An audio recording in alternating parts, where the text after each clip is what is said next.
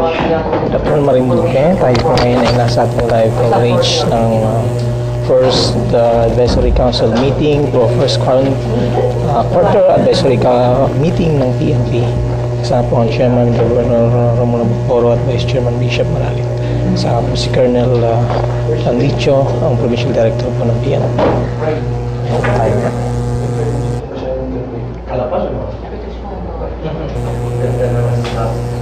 Ano po ang ating tourism na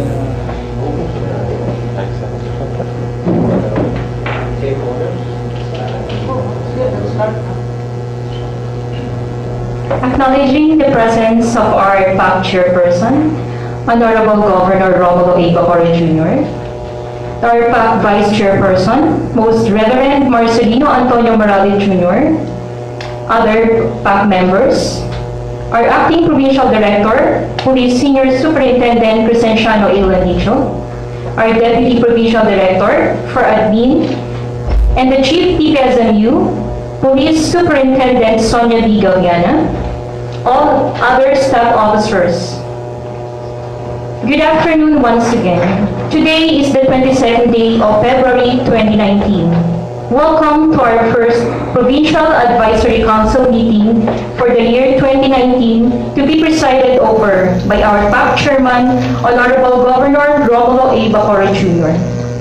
May we request everybody to please rise for the opening prayer by PO1 Jean O. Piñas-Cosas.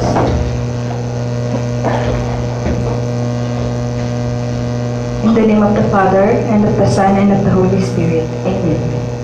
Father, thank you for every seat that has been filled here today. For each mind and heart that fills the presence of this room, we thank you. Only you truly know what we are setting out to accomplish today.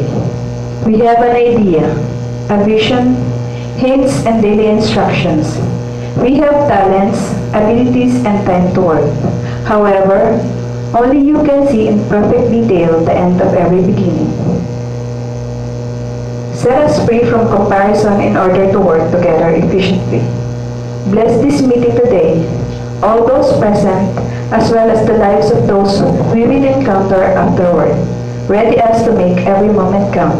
In Jesus' name, amen. In the name of the Father, and of the Son, and of the Holy Spirit, amen. Please be seated, Sir, Ma'am.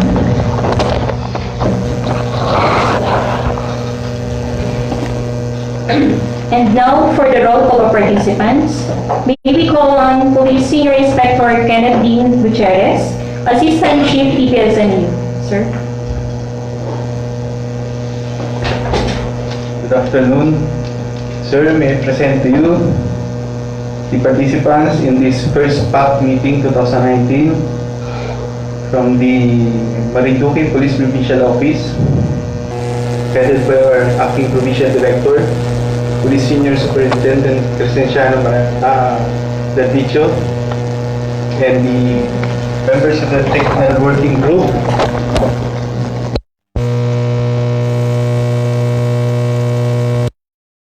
From the office of the PPSMU, headed by our Chief Police Superintendent Sonia Galliana. For the PAC members, we have Honorable Justin Angelo Manrique from the youth sector, Mr. Adrian Rosales from the media sector, Mrs. from the business sector, from Mr. Frederick Gumabol, the Provincial Director of DILG Marinduque, and Reverend Marcelino Antonio Morales Jr., the Vice Chairperson of the Provincial Advisory Council. All the others are not present. Nonetheless,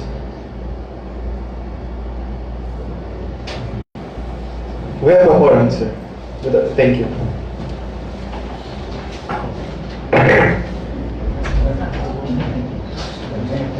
Thank you, sir. For the call to order of the meeting, our PAC Chairperson, no other than Honorable Governor Romulo A. Bocoro Jr. Sir.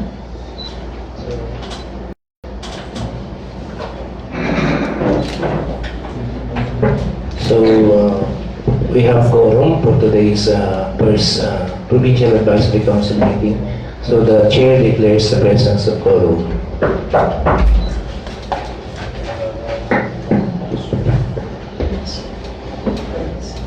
At this point, please direct your attention to the screen in front for the review and approval of the minutes of the previous meeting.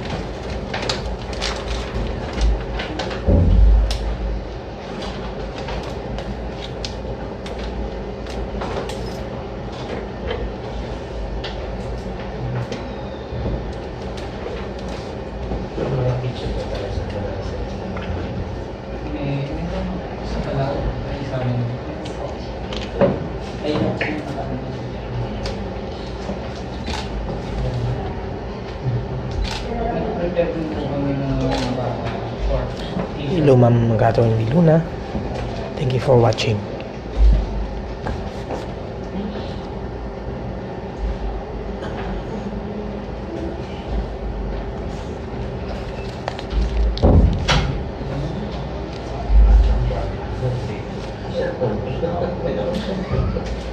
This is the first advisory council of first quarter of PNP Provincial Advisory Council meeting right here at the conference room of Provincial Command ng PNP.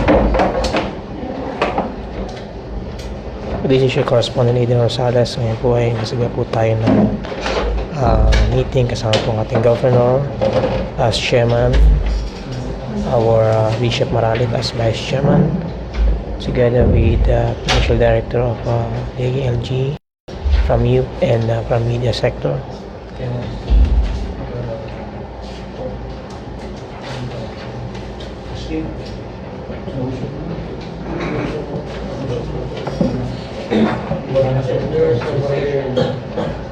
Since there are no corrections, I would like to move to approve the minutes of the previous meeting.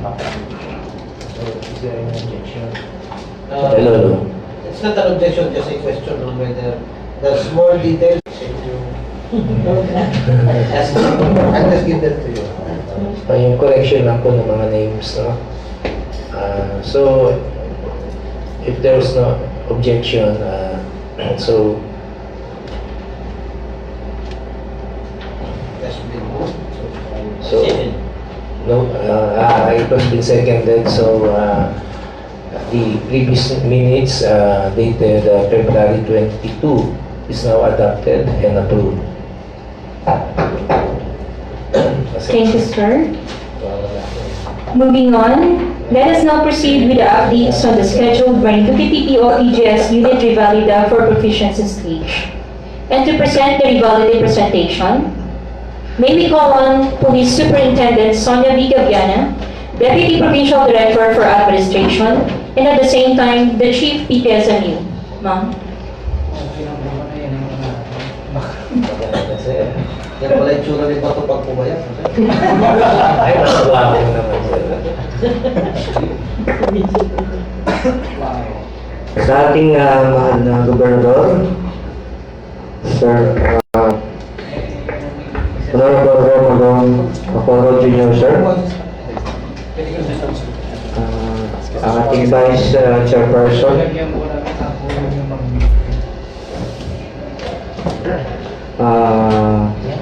Boss Reverend Antonio Maralit Jr., Bishop, other members of the Provincial Advisory Council, may I present to you actually ito po sir ay presentation ng ating Provincial Director, but if I will just random it and will read the manuscript for this. If you have any corrections, suggestions, we can suggest or share some stop. Hello? Okay na ba? Yeah. This is the draft presentation. Wala. Hello, my friends. This is the draft presentation of the Proficiency States Performance Governance Report of Marinduque PPO, which will be reported by our provincial director. Tentatively on March 14 or 15 this year. So hopefully matuloy na po. And we will just read and baka meron po kayong corrections, sirs, so that ma-improve po namin ng mabuti ito pong aming presentation. The topics to be presented are as follows, are as shown. Next. Delving into topics, may I call your attention for a 5-minute audio-visual presentation. Marinduque is the smallest province in the Lima-Roa region, in the land area of 189.25 square kilometers, composed of 280 barangays, subdivided into 6 municipalities, and a population of 234,500 people. Peace, order, and security of the province is being maintained by 290 able-bodied police personnel distributed and mobilized to the 6 municipal service stations of Boa, Mugbo, Gasan, Santa Cruz, Buenavista, and Conigos. 1 provincial mobile force platoon and the police provincial office arriving at 1:808 police to population ratio. Although relatively small, Marinduque Police Provincial Office directed sustained efforts to support Ronnie Maroca and the Philippine National Police as a whole in the institutionalization of the PNP Patrol Plan 2030. It envisions itself as a highly capable, effective, credible, and service-oriented police force by 2020 with well-motivated personnel working in partnership with the responsive community towards the realization of a safer Marinduque province to live, work, visit, travel, and do business. Living the core values of kahusayan, katapatan, and being madilim sa panauhin, its men and women are dedicated in attaining its mission to enforce the law, prevent unsolved crimes, maintain peace and order, and ensure public safety and internal security with the active support of the community. Marinduque PPO's adoption of a good governance program arose from the need to address issues and concerns pertaining to regular police functions, the need for strategic direction, motivation, and drive to get the job done, to promote shared commitment among PNP and the stakeholders, and the fact that PGF offers a lasting positive reform. We were, however, confronted with major issues, threatening to hamper our strategy implementation. To address this, we opted to establish multi-sectoral partnerships. Thus, by February 10, 2014, we have formalized our own Provincial Advisory Council with 8 members, headed by then Vice Governor Romulo A. Bacoor Jr., who still chairs the council as president of 12 members, being now the governor of the province of Marinduque. Marinduque PPO attained its PGF-initiated status in May 2014, upon which we have immediately addressed 9 of the 12 internal issues and the 12 external issues. However, revisiting our SWOT analysis, we identified an additional 1 internal and 1 external issue. We now work towards advocating for internal and 1 external issue. We take pride for having earned this team Silver Eagle Award during the conferment of our compliance status in January 2017. At present, we are working our way to achieve the PGF proficient status, and we will strive until we reach the institutionalization stage. Until then, we will continue to lead by as a modest, accountable, responsible,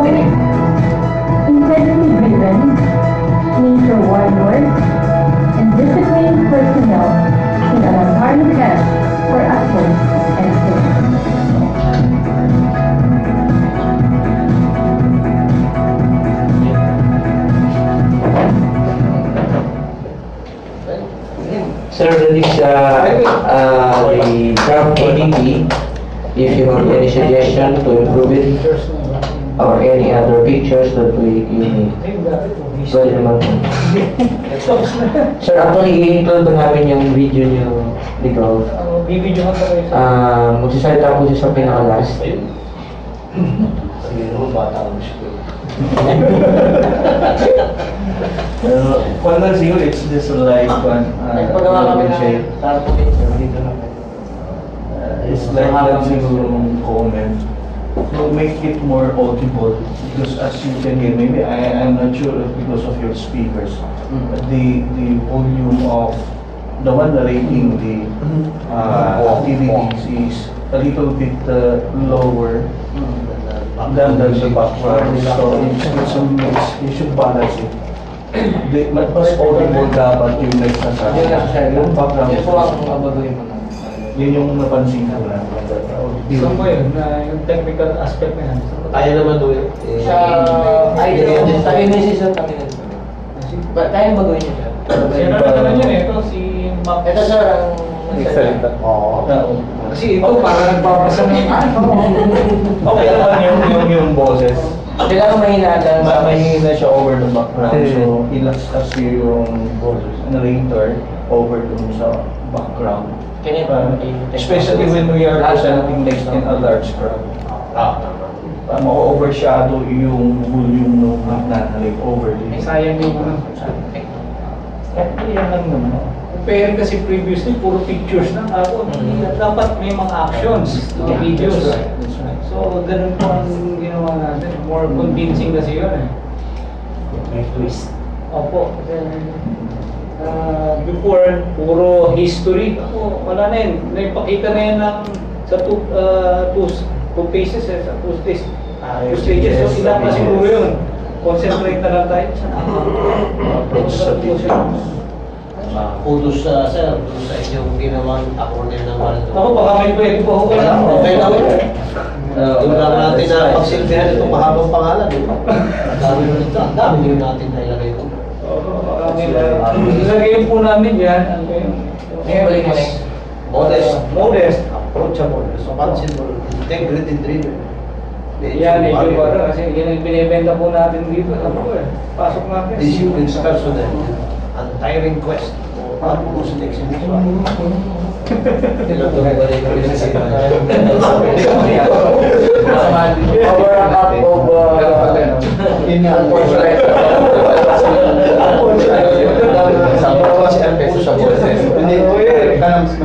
Pag-oralize po.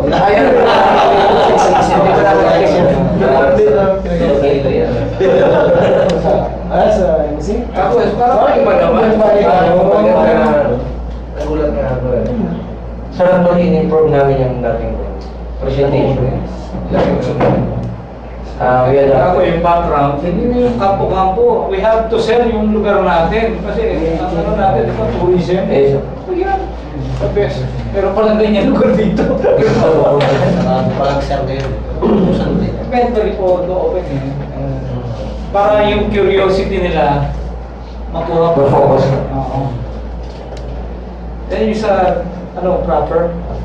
Yes, sir. I will continue, sir, at you can butt in if meron kayong gusto suggestion. On the performance progress of the organizational strategy, Marinduque PO was conferred the initiated status on May 27, 2014 and the compliance status on January 23, 2017, earning a Silver Eagle Award for the detailed documentation and presentation of these accomplishments. Our leadership agenda for good governance is attributed to the adherence of the performance governance system embedded in our charter statement of becoming a highly capable, effective, and credible police organization. On our unit operational dashboard, only the quad staff have their respective dashboards.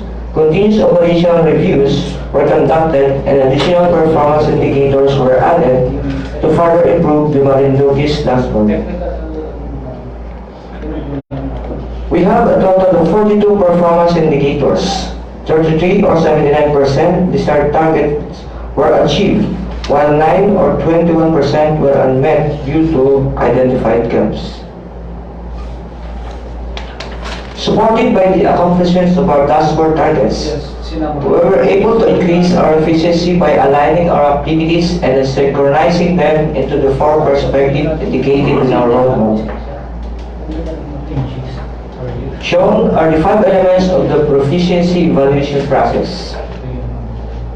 On the functionality of our strategy partners, Marinduque PPO has a fully operational police strategy management unit office with equipment intended for the successful implementations of the performance governance system. The PSMU is headed by the Deputy Provincial Director for Administration, Police Superintendent Sonia Vigiliana, with 6 dedicated PNP personnel. And to do so, we made sure that the office is manned with trained and dedicated individuals.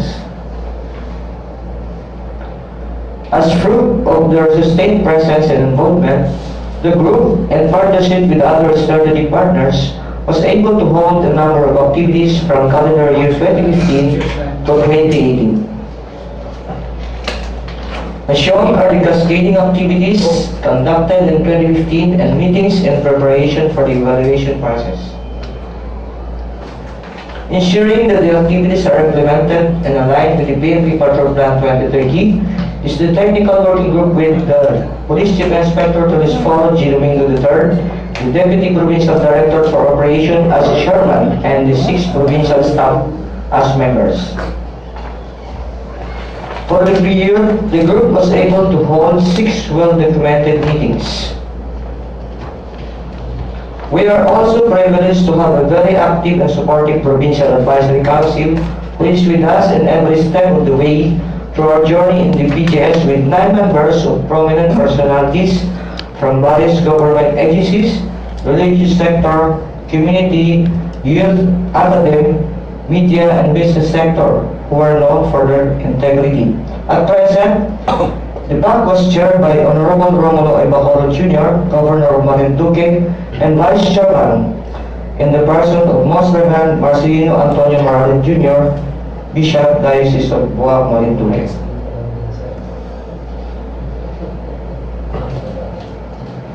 For calendar year 2015, our advisory council was able to hold 5 meetings and crafted and adopted a total of 4 resolutions.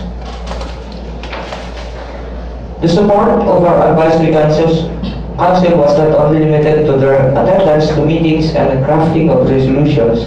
They were also able to make significant contributions in the realization of Marinduque PPO's activities, evident in the capability enhancement effort through the provision of additional logistical resources amounting to 8,352,966.30. Ito po sir ay in-include namin yung lahat ng support from local government. And as of year 2018, the contribution of the PAC amounted to 25,262,021.30 centavos. So ito po ay hiningin ng region at isama daw lahat ng tulong ng local government maliban sa yung support ng advisory council. So ito po lahat ang naitala namin sa region.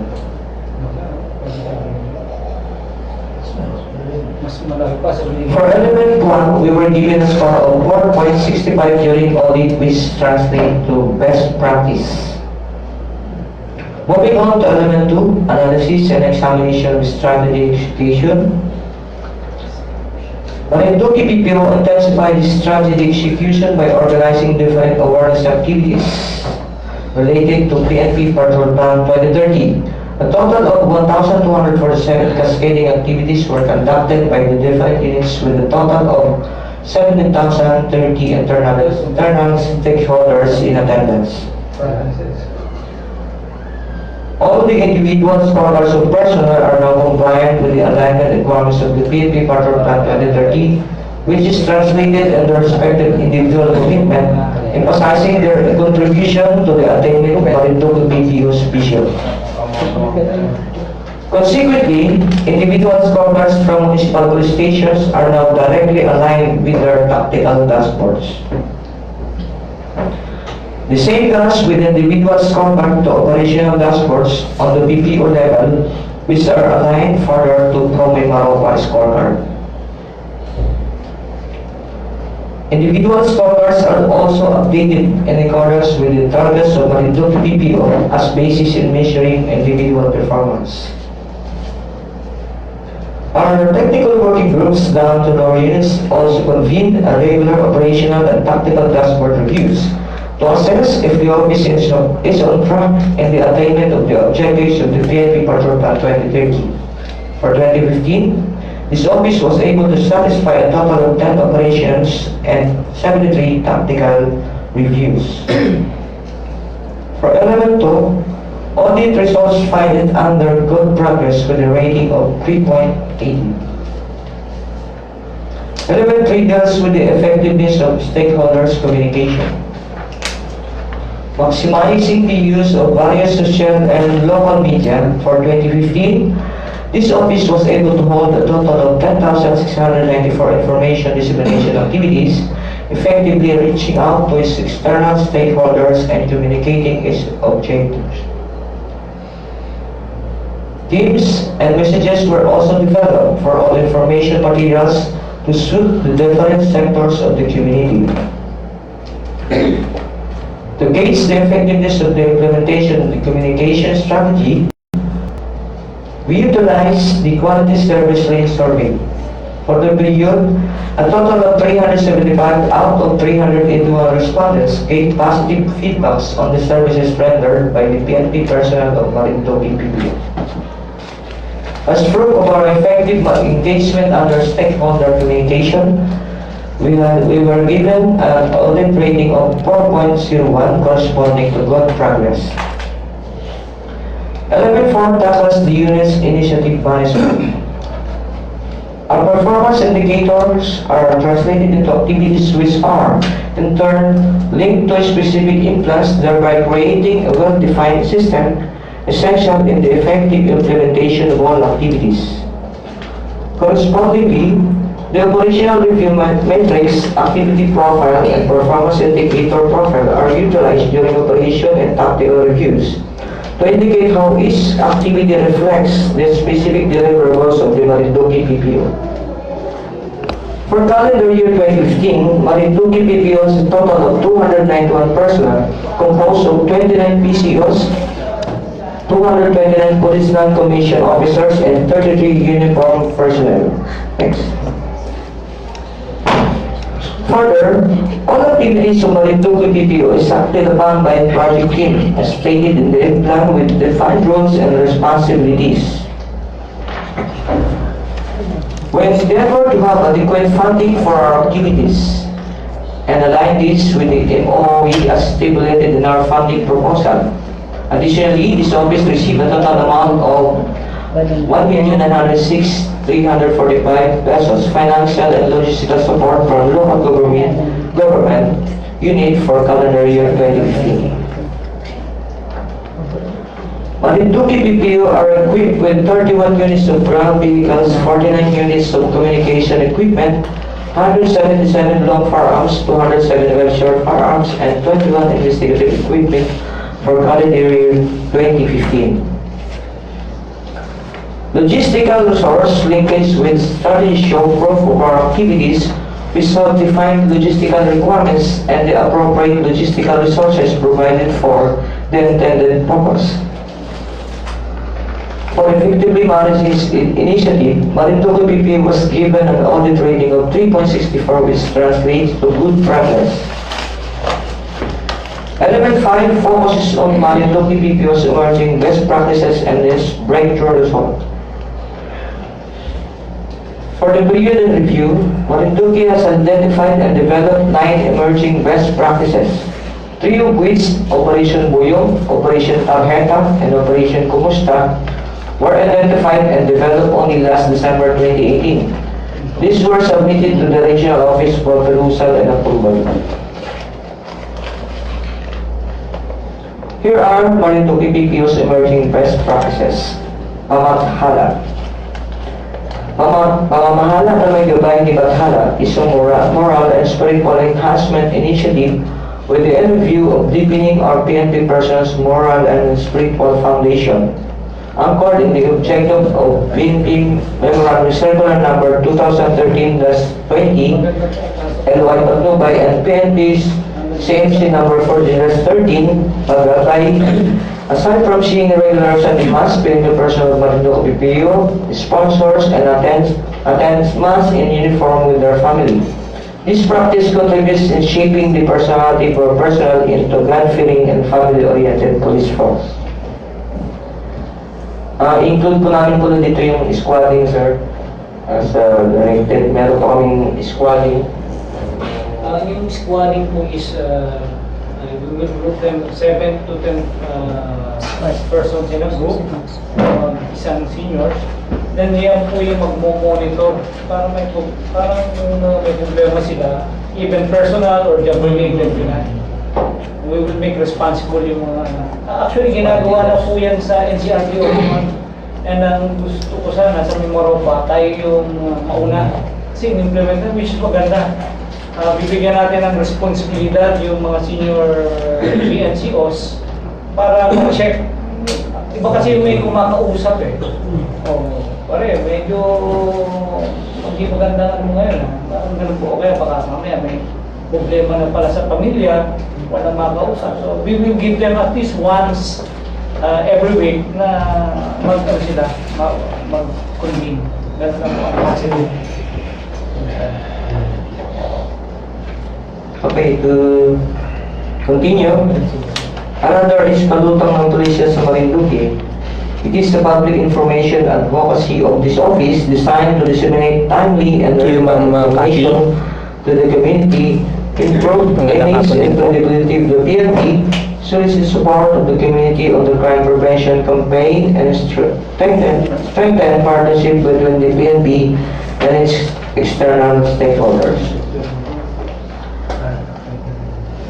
Number 3 is the Morion Cups. It refers to the Marinduque PPO's personnel in Morion garb deployed to Tourist Police Assistance Desk, as the province is known for its Moriones Festival. The establishment of Tourist Police Assistance Desk in tourist destination and places of convergence enhanced the security and safety of tourists and thereby contributed to the zero crime incidents involving foreign nationals since calendar year 2014 up to this day. Another is the Marine Jokes or Seaborne Eco Warriors. It is created mainly for the protection and preservation of human lives, environmental resources, marine lives, and inhabitants, and to foster an eco-friendly Marinduque in partnership with the local government units, other national government agencies, environmental advocates, and other volunteer groups. And Pulong Dulong is a part of the PNP's campaign on crime prevention through community awareness and education. Numerous activities were undertaken through a series of symposia, lectures, dialogues, and pulong-pulong conducted in line with the Implant Sambayan and Santinig, implemented by the Police Community Relation branch of the PPO and the lower units. Another is the Botong Cups. It is an expression of a long-standing and unique Marinduqueño tradition adopted by the policewomen of Marinduque PPO, gathered to inspire, uplift, and enrich the visitors' experience in the province. It was created showcasing Marinduque PPO's core values of being magiliw sa panauhin as reflected in our charter statement. This another one is Operation Buyong.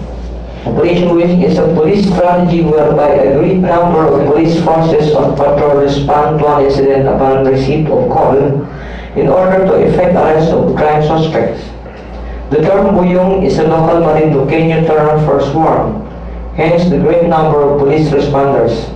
The idea comes from the ants and the bee swarm technique, whereby the greater their number, the bigger the possibility of more easily subduing their enemy or prey despite their small stature. Next is the Operation Tarjeta. It's an activity that enables the public to be more engaged in community-based policing. by effectively informing the public of the unit hotlines, contact details, and social media accounts. It is made more accessible for the public to inform the nearest police station of any crime incidents or emergency requiring police intervention. Sir, this is actually additionally, break mo muna.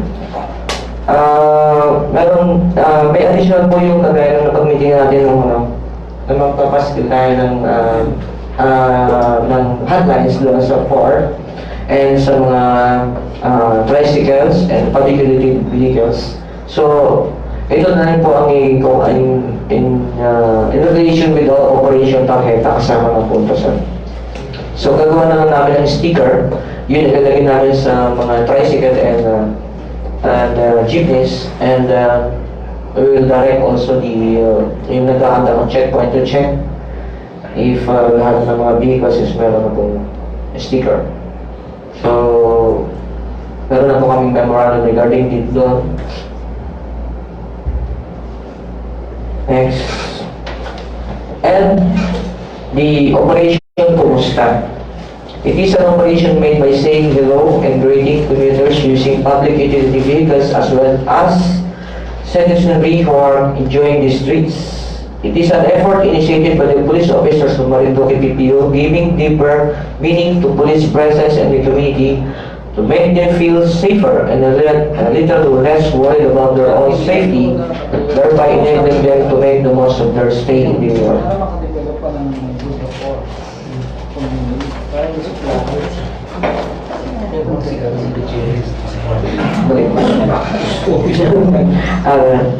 Sa ito ay akibat ng tarjeta yung kumusta. Habang kumusta, bibigay ng calling cards. Okay, next. To ensure proper documentation and monitoring of Marinduque PPO's best practices, we have designed a best practice officer in the person of Police Senior Inspector Kenneth D. C. Gutierrez, Deputy Chief PPSMU in current capacity, pursuant to Office Order Number 7 dated January 31, 2019. For calendar year 2015, Marinduque PPO has committed to reduce the incidence of robbery and physical injuries. Ito yung commitment nila noong last 2015, sir, by 20%.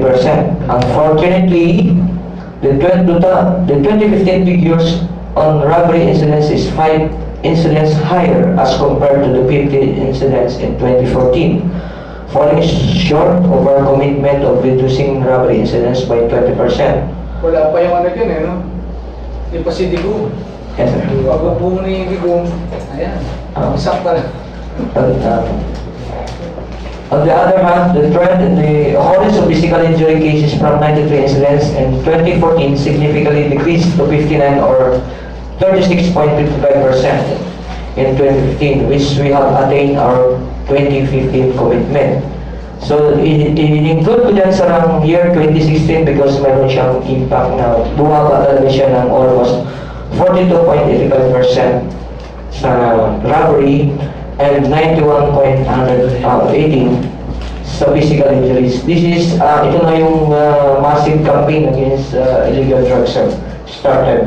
That's why yung robbery and physical injuries talagang the most significant 2015 ay bumaba. So, hindi lang 20% na na-attain natin. Despite of that, nag-double pa ang triple.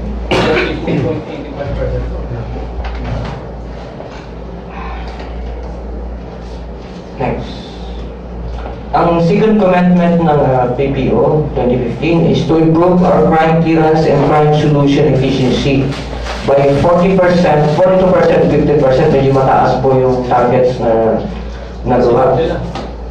Since initiation stage, the crime clearance and crime solution efficiency lagged a continuous upward trend with 4.61% and 16.72% for 2015.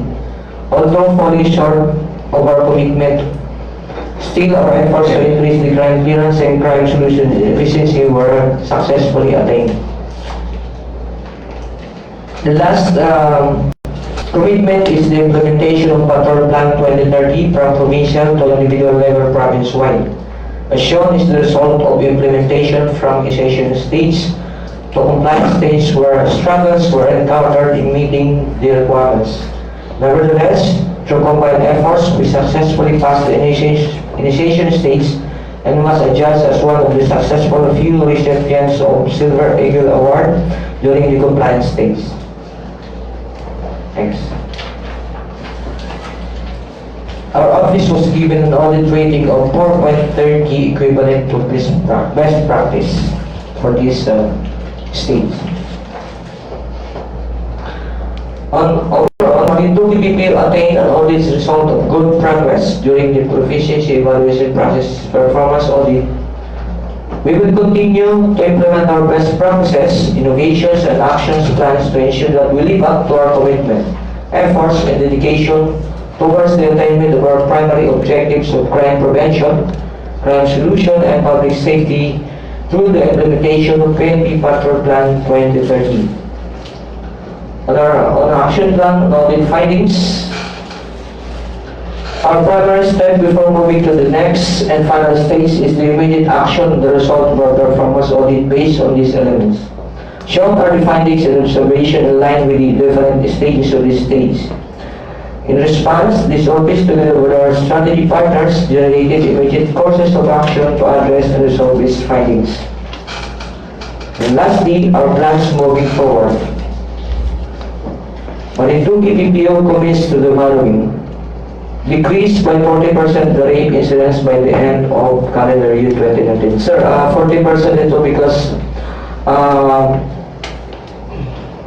as ikaw naman, yung previous na record natin, yung araw ni yan isa pa. Isa pang araw. Isa pang araw. So ito po ang naging record natin for rape case. Actually, rape case is a prevalent crime here, not only here, but the entire Mimaropa. But Marinduque is one of the contributor. So, nakita nyo sir, noong 2016, medyo pa siya, tumaas noong 2017, but bumaba na siya ng 2018, and we are projecting na bababa pa siya ng 40%. Okay lang ba na mag-project tayo ng 40%? Kaya ba? Nakakailang For now, isa pa lang sir. Isa pa lang. Kaya na. Nakadalawang buwan na tayo eh. Isa pang rape. Ano yun sir, minor, incest. Laging gano'n karamihan. Incest po. Kung mag-once ka aman, eh nasa February na tayo eh. Tapos na.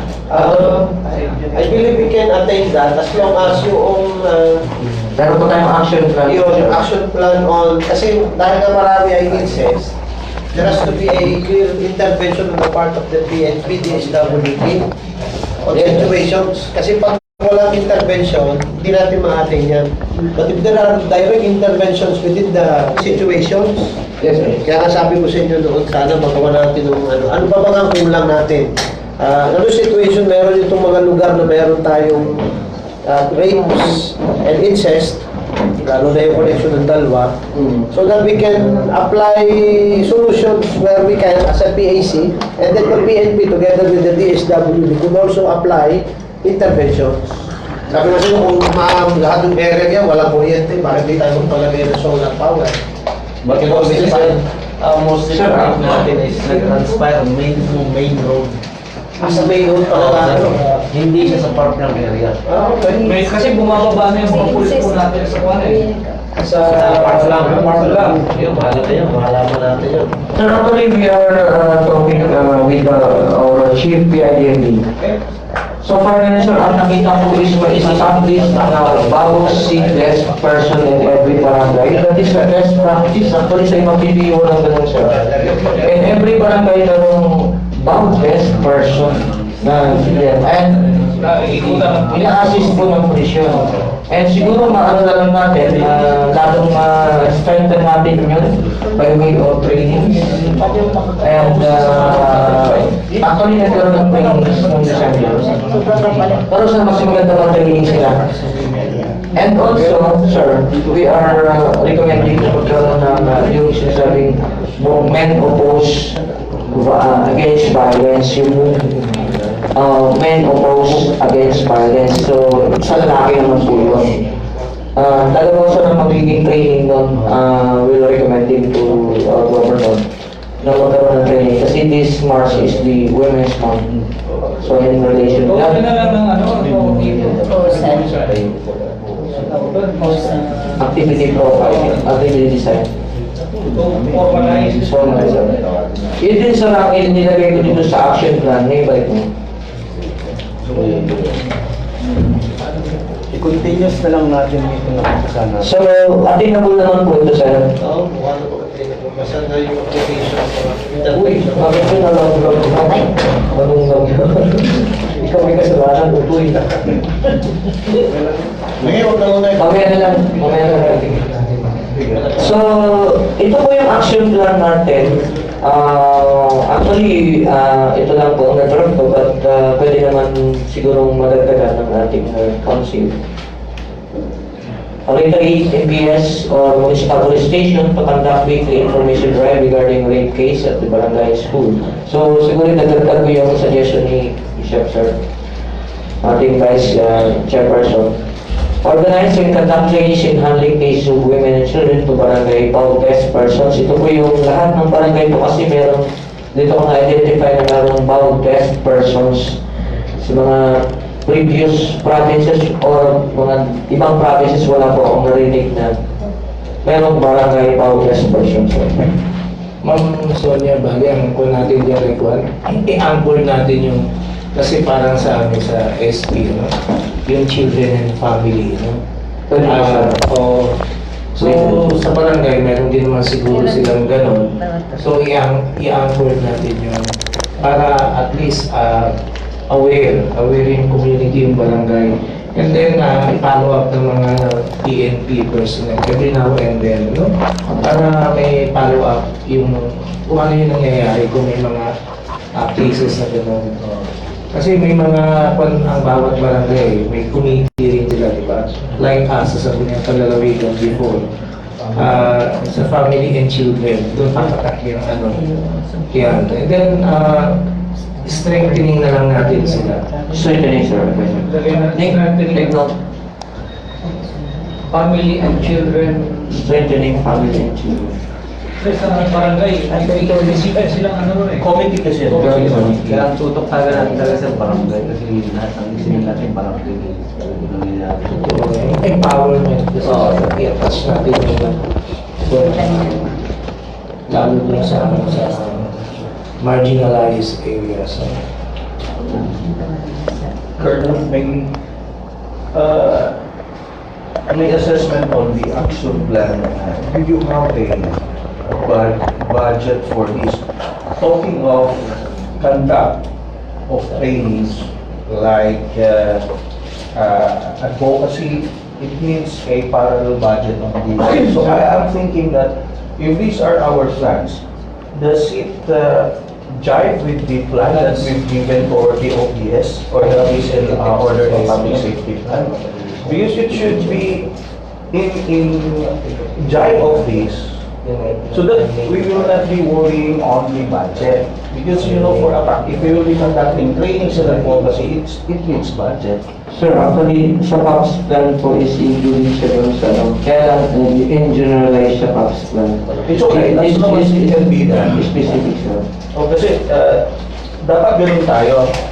And this will always be form part of our operation and plan and budget. Ganun yung pananaw namin sa natin as executives sa TAS, ano? And I would also like to comment, if this can be done, would there be a improvement of our lighting? Actually, sir, That should be the case. It should, kasi, look, at element number 1, it's fine, we have the best practices. We are in green. But as to element 2, 3, and 4, we are good practices lang, or progress.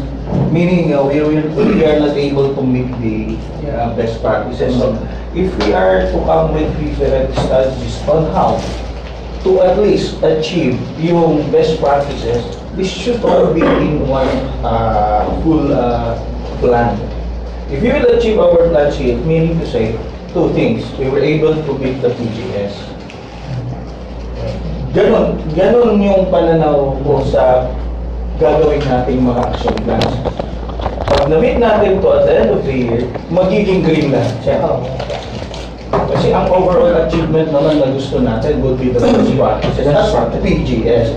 Now, our concern is more on the details because if example, I am the provincial director of DILG, in what way we could intervene? In what way we could participate so that we can achieve our targets?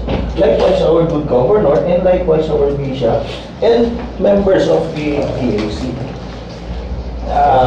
Ganun siguro. I think that's my suggestion so that everybody could participate.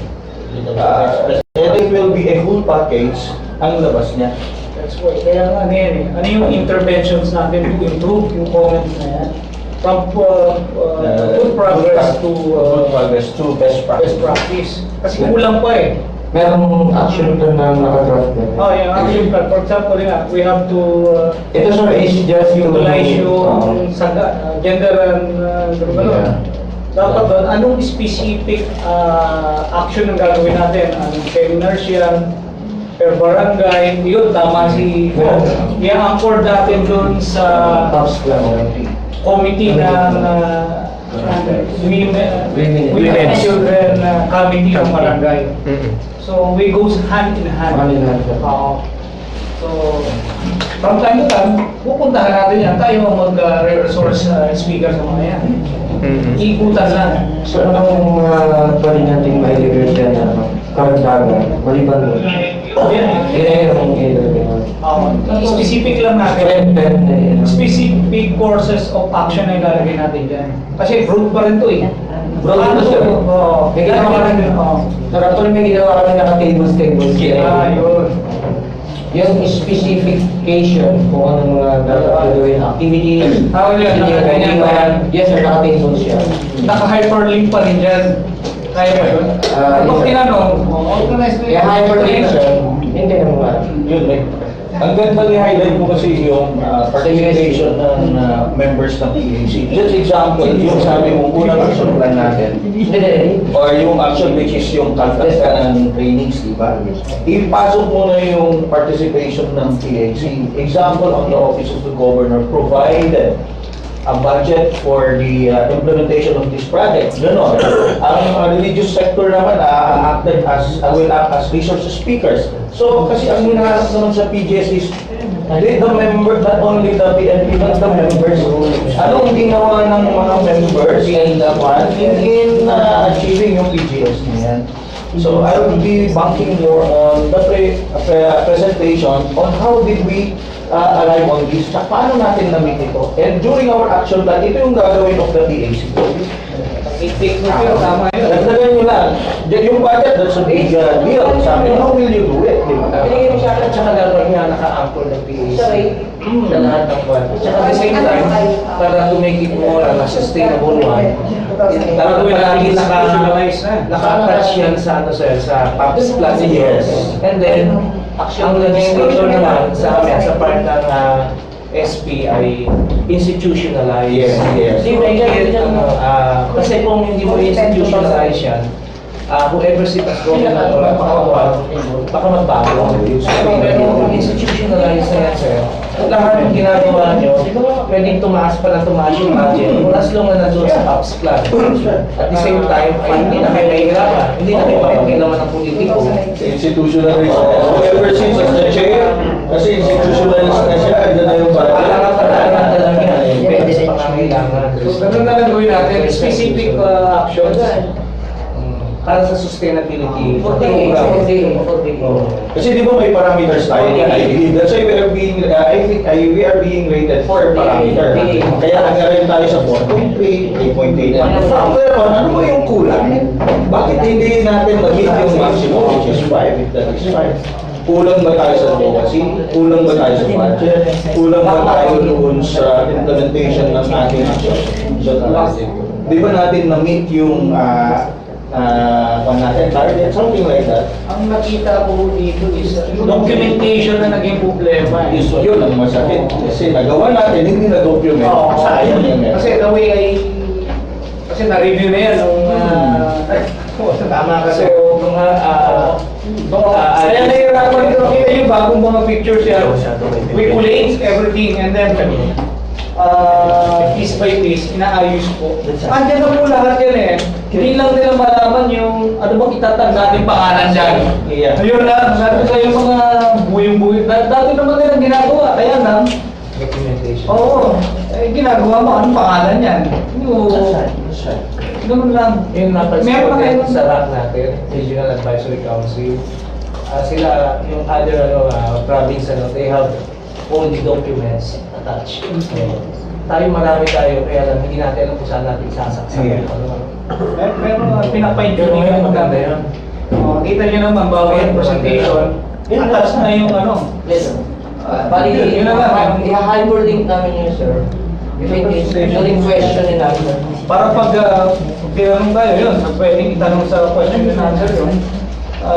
For example, paano yun, minsan tungkol dyan sa ating sa women, nagpo-provide sila father din ng desk loan.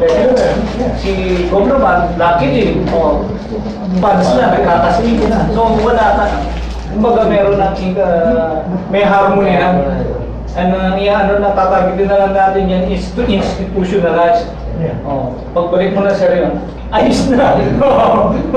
Ayos na eh. Sinimulan na. Kaya nga po ito, dapat ay specific ito, generalize yung ano natin. Ay natin, yung ating program is i-anchor din natin sa program with the LGU. With the barangay specifically. Under sa children and women committee. So, yun doon tayo magpo-focus. Ganun na lang. Kasi ano na rin, yung harmonization eh, andyan sila. Kung pagka kanya-kanya pa sa ngayon, eh di pag-isena natin, mas maayos. Mas makakatipid pa tayo sa resources. Kaysa kada magkakandak ng kuwan, hire ka ng ganito, eh andyan naman sila pa, andito naman tayo. Magkakatulungan. Kasi save natin yung resources and naayos natin yung sa baba. Dahil ba naman yung schooling ninyo? Kaya sa iba ako, di ba? Oo. Kaya ka na yan. Kaya. Ito ba napababa na? Yes, sir. Actually, kayo pinakita ko sa 2016, 17. Bumaba talaga siya, sir, almost. Kasi talaga, may interventions na ginawa eh. Meron ng intervention. We're hoping pa na sakaling kaya pa natin i-maximize yung pagbaba. Yun yung sa atin. Kaya naman yung purpose. We have to make the optimum result. Ito sir, yung action plan na actually, i-check pa lang namin, sir. May... Ma'am, so yan maganda yung projection nyo na nakaraan, ano? Ipinakita nyo sa diagram yung actual, ano? Maganda yun, and then yung comparison, mas gusto ko yun kasi yung baba agad, ano? Kakita mo yung 16, 15, 16, 17, 18, Ibalik mo yung 19. Yun lang sir ang ipipagod. Realistic kasi tignan yun eh. Maganda yung commitment 2019 na yan. Yan yung i-predict. Yung detail nila pinakita. Very interesting. Kasi gusto kong ano na mahirap yung Hindi yan saka ka mahirap. pala magpaplano. Mas maganda yung isa. Hindi. Yung dati, Tayo sa consideration. Yan. Yan. Yan, maganda yan. Kasi realistic. Ito sir. Yan. Maganda yan. Ito na lang sir. Ito mo din. Oh, yan. Nakita mo rin yung development improvement. Papakita lang natin yun kapag tinanong na tayo, paano mo ma-attain yan? Baka mga pinawala mo na kami. Doon ang ano ba? Bali sir, 40% lang kasi yung 32, from 32 to 2017, nagbawas na tayo ng 12 ng 2018. So that is 37%, 37 and 50%. So, ang ating natin mapataas yung degrees. Kaya inadapt ko na, ay ano ko ng 40% kung kakayanin natin. Ayaw yan. 8 ang mababawas sa 20. Kasi so far, So, ito na lang sa hanggang February, isa pa lang. and SS rank. Kung namin na sa gusto. Kung ituloy-tuloy ito yan. Ano sa data? Tagulan mo eh. Actually, ako sa mga. Tagulan lang sa bahay. Highest rate nila. Tagulan. Ano na na? Kaya dapat mas marami pala sa TV sa pagka pero probably ang tatanong sa atin sa pag-bilis ng 40% kung ano ensures. Ikuha namin sa Yun na yun, yung sinabi mo, ano lang yung we have to harness yung linkages pa natin further with the LGUs, particularly in the barangay. Tuloy sa detailed action plan nila. Yan. Bali sir, yung ipapakita ko muna doon yung ano lang, pwede yung hyperlink ko ito. Parang narrative lang. How is, paano natin ma-attain yung ating commitment na yan? Ito po yung ating gagawin. Pero i-highlight mo na yung ano, yung committee. And then yung kila father, kila bishop, involvement, lahat i-involve. Gawin yung ano, parang full of the nation approach ba? Yeah, kasi they can be, sample also sa mass, di ba? Bishop o sa mga massing nila. Kasi every Sunday may mass. Ayun, reminders din. Meron tayong mga poster naman dito about violence against women. Ayun. Lahat na simba, pakapitan natin. Oh, Maraming ayun. chapel. Ayun. Mas maraming barangay chapels natin kaysa barangay. Sa totoo yun. What media ba? Yan, may sitio, may ano. Tsaka may mga pastoral worker din po Oo, tayo. umiiko. Pwede namin silang pa-attend din ng mga seminars. Pagka, may nangyayaring area, based dun sa data natin, di ba? Eh, dito natin pauunahin, pababain yung ating mga misyonaryo. Yes. O preacher, o kasama yung blessing ko dito. Prayer, kasi sila may history. Ano na, ayos na. Sir, ako yung isang commitment pa lang, may dalawa pa tayo. Okay. Sa palang yan. Pero okay lang naman sir kung babawasan natin ang commitment natin. Hindi, okay. So, the commitment is fine. Ito sir is anchored kasi kailangan namin talagang meron kami regular na arrest ng wanted person. Ayan, 85%. Ginawa ko siyang 5% because of the previous records na ipakita. Pakita mo nga. Yan. So na yan, hindi. Yan na yun. 70, Meron tayo sa 70. Actually, kung we have sufficient budget, even kaya pa natin. increase. Well, nakatali kasi kami sa ano eh. For example, yung wanted ay nasa Mindanao. Tumawid. Hindi nyo ba sinasama sa tops plan niya? Pinasasama namin.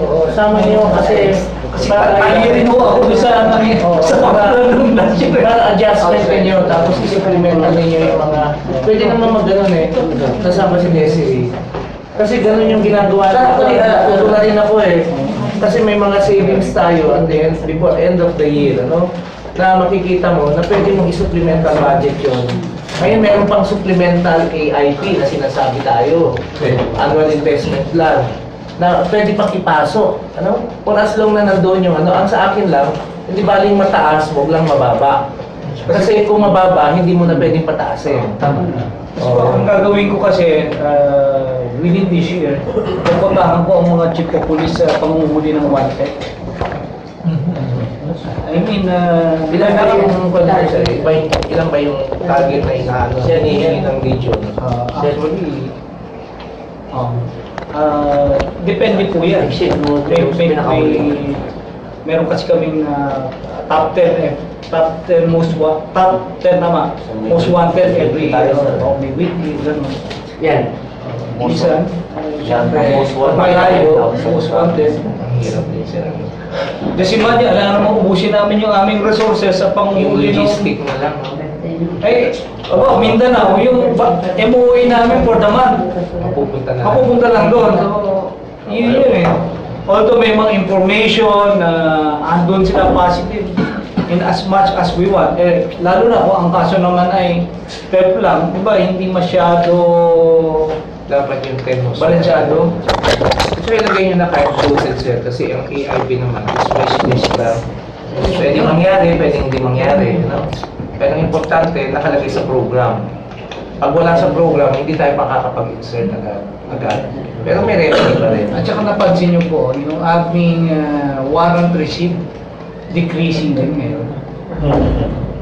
Kasi nabawasan ng crime volume. Crime volume. Dahil sa anti-drug. Wala dahil ng nagawa. Oo. Ayan. Itong 2019 sir is ano lang yan, parang pinaka-estimated baseline ko ng 2018. At saka may anchor natin pati lalo na yung sa PIDEA. Kasi tayo mag-adapt tayo ng silungan, yung bahay silungan, di ba? So, we will adapt that sa provincial government para maiano natin doon sa bagong building. So, in as much as for us, na-accommodate namin yun, malaking tulong o impact ang magagawa niya sa crime rate natin. Yes, sir. Kasi nga sa monitoring, pag nag-guide sila, so aware na yung mga tao na hindi dapat gawin yung mga ganun. So, maganda sa probinsya, kaya nga ako, ura-urada, nung hiningi sa akin ni Junio yung pinahiram ko agad. Saka may naisip pa rin ako yung suggestion ni Bishop before. Before sana ipalaya yung mga nag-avail ng ang tawag doon? Plea bargaining. Plea bargaining. Plea bargaining. Yung pamilya na uuwi na, dapat ay i-prepare din. Hindi lamang yung papatawarin mo. Pag walang support ng family yan, babalik din yan. Tama po. Kami po, tapos na kami sa gasa po, talo makatulong po. Hindi lang namin guys. I-document natin yun.